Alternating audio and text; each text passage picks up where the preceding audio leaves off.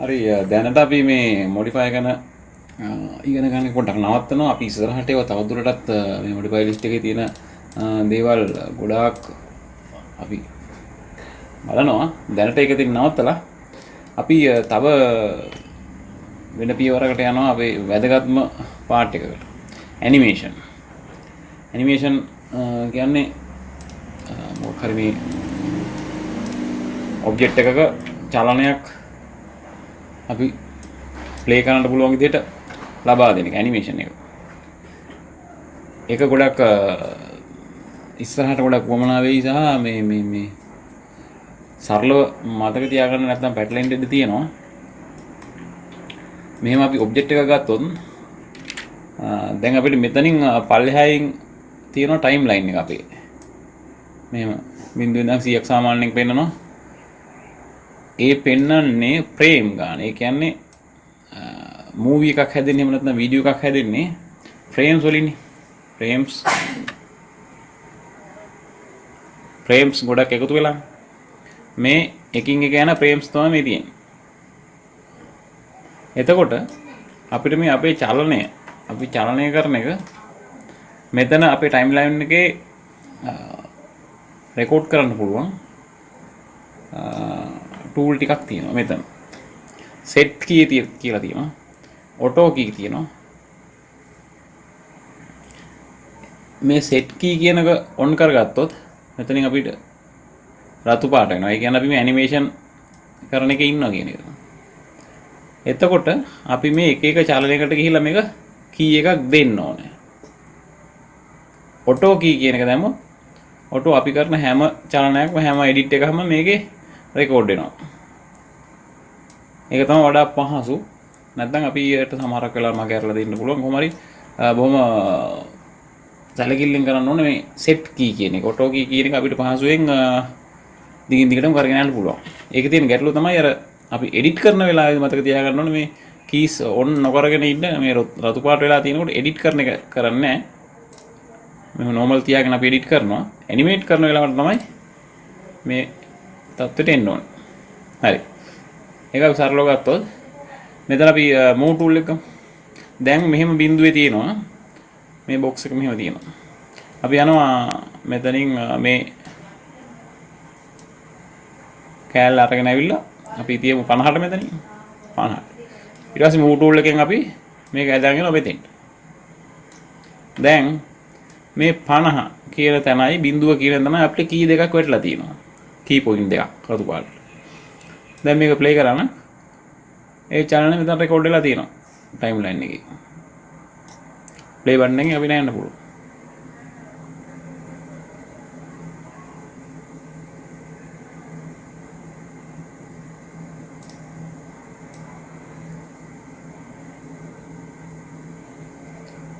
අපි 100ට ගිහිල්ලා ආයෙ මේ පැත්තට ගත්තොත්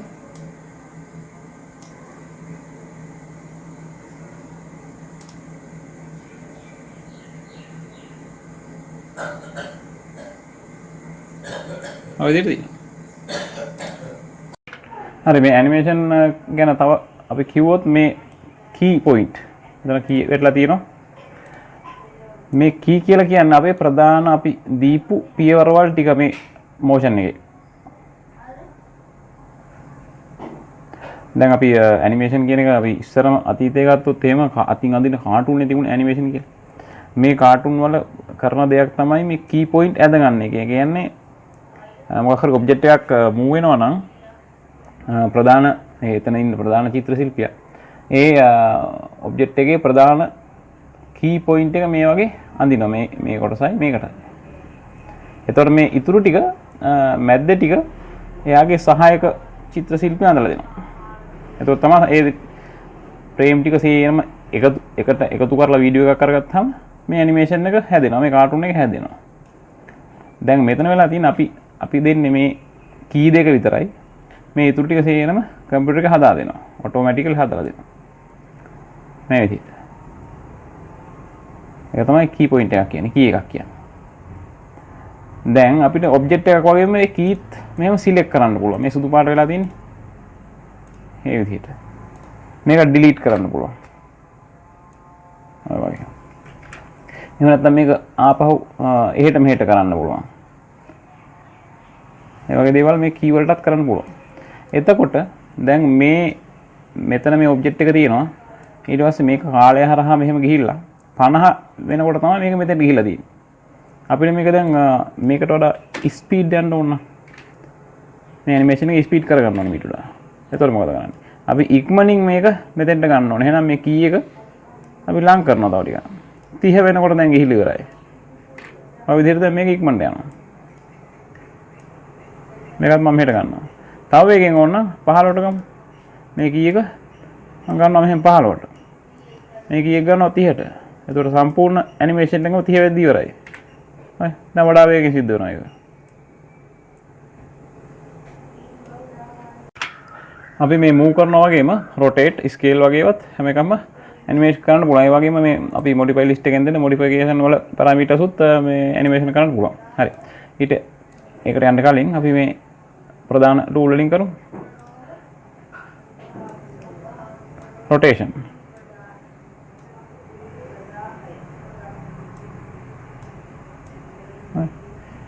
දැන් ඔයාලා දැක්කද දැන් මෙතනින් මම rotation එකක් දුන්නානේ. හැබැයි දැන් මට මේ 30 ඉඳන් rotate වෙන්න ඕනේ කියන්නේ. නමුත් ඒක ඒ විදිහට සිද්ධ වෙන්නේ නැහැ. මේ rotation එක මුල ඉඳන්ම තමයි සිද්ධ වෙන්නේ.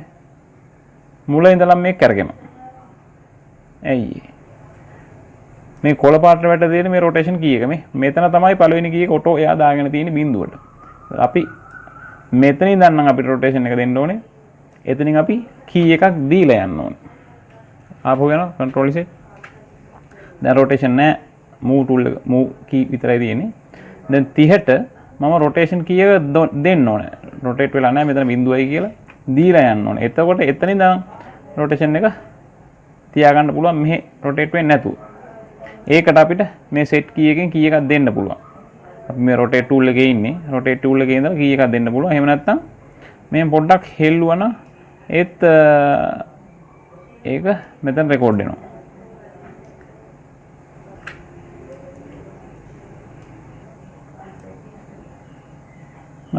දැන් මේක මෙහෙ රෙකෝඩ් වෙන්නේ නැහැ. මේ මෙහෙ rotate වෙන්නේ නැහැ.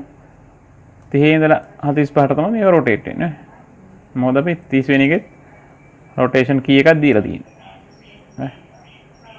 ඊට පස්සේ මට මේක scale අඩු වැඩි වෙන්න ඕනේ. එතකොට 45ට scale tool එකට ගිහිල්ලා එතනින් key එකක් දෙනවා. ඊට පස්සේ 60 වෙනකොට මේක අපි හිතමු උඩා වෙනවා කියලා. මේ වගේ ආය 65 වෙනකොට ආය ස්කේල් එක වැඩි වෙනවා කියලා හිතමු.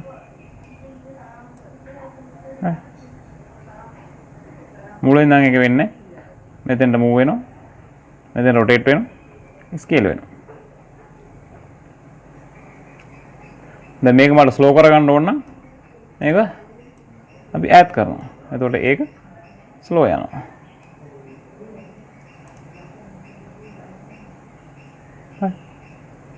ඒ විදිහට. හරි දැන් අපි මේක රෙන්ඩරින් කරගන්න ආකාරය බලමු. අපි දැන් කලින් කළා ඉමේජ් එකක් රෙන්ඩර් කරගන්න විදිහ JPG එකක්.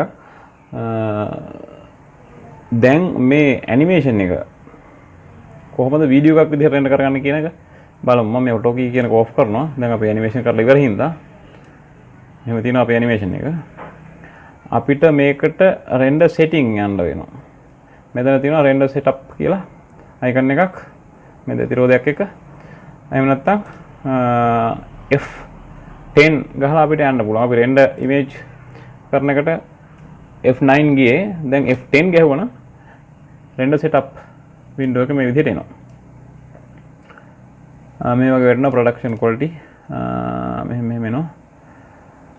මෙතන උඩින් තියෙනවා අපේ අවුට්පුට් එක මොන වගේ එකක්ද කියලා. මෙතන වැටලා තියෙන සිංගල් කියලා. ඒ කියන්නේ අපි රෙන්ඩර් කළාම මේක ඉන්නේ සිංගල් ඉමේජ් එකක්.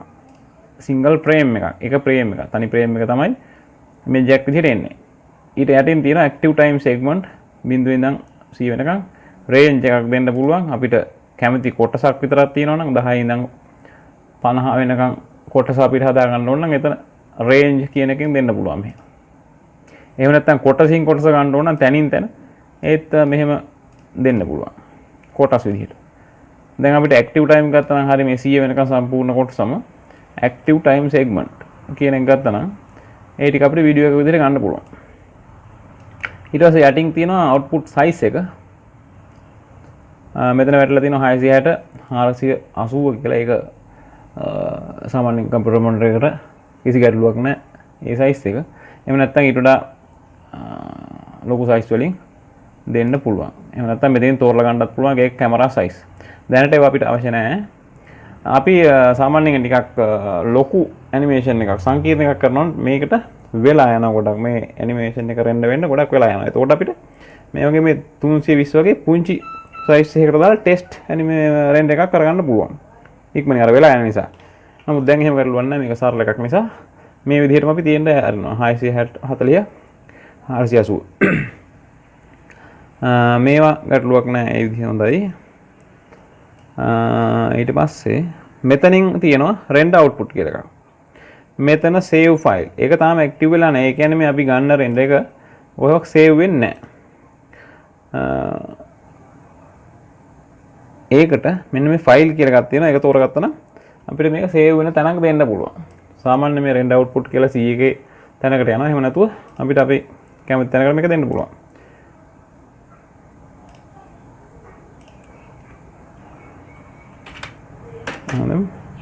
ඊට පස්සේ ෆයිල් නේම් එකක් දීලා අපිට AVI දෙන්න පුළුවන්. AVI කියන්නේ ඔයාලා දන්නවා ලෝකේ ජනප්‍රියම වීඩියෝ ෆෝමැට් එක. එහෙම නැත්නම් වීඩියෝ එඩිටින් කරලා පළපුරුදු අය ඉන්නවනම් දන්නවා ඇති වීඩියෝ එකක් හදාගන්න සමහරක් වෙලාවට අපි After Effects හරි Premiere හරි වලට image sequence එකක් කරා යනවා. ඒ කියන්නේ frame විදිහටම අරන් යනවා image මෙතන නම් image 100ක්. image 100ක් අරන් ගිහලා එතනින් වීඩියෝ එක හදාගන්න වෙන software එකකින්. Premiere හරි After Effects හරි ඒ වගේ එකකින්. ඒක වඩාත් quality. එහෙම ගන්නවා නම් මේ JPG tag ඒ වගේ යන්න පුළුවන්. දැනට අපිට එහෙම අවශ්‍ය නැහැ. දැනට අපි කෙලින්ම වීඩියෝ එකක් ගන්නවා. AVI කියන format එක මෙතෙන් තෝරගන්නවා. මෙතෙන් නමක් දීලා save as type කියන එකට AVI තෝරගන්නවා. save. මේ setting කරලුවක් නැහැ. okay. ඊට පස්සේ අපි සේරම set කරන්න තියෙන්නේ මෙතන රෙන්ඩර් කරනවා. දැන් මේ විදිහට අපේ frame එකකින් එක රෙන්ඩර් වෙනවා.